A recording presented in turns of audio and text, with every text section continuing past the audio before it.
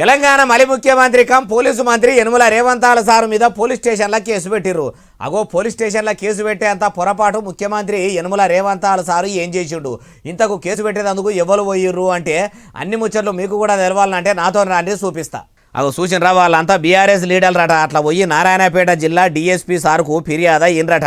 మరి ఎందుకు కేసు పెట్టిండ్రట అంటే మాజీ ఎమ్మెల్యే రాజేందర్ రెడ్డి సార్ చెప్తున్నాడు. నుండి 18వ తారీఖు ఖమ్మం సభలో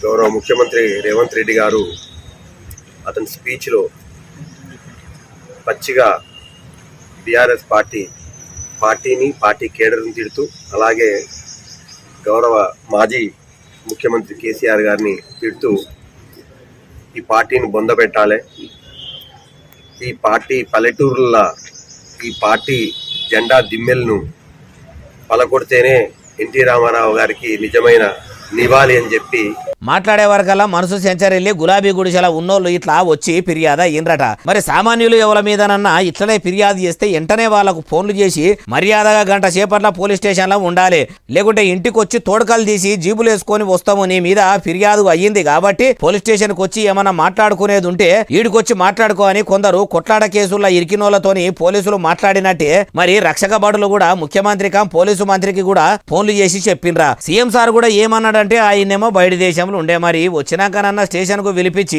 అసలు అట్లా ఎందుకు అన్నాడో స్టేట్మెంట్ రికార్డు చేసుకుంటారా అంటే ఏమో ముంగట ఎరకైతుంది అంటుర్రు ఈ ముచ్చటిన్నోళ్ళు.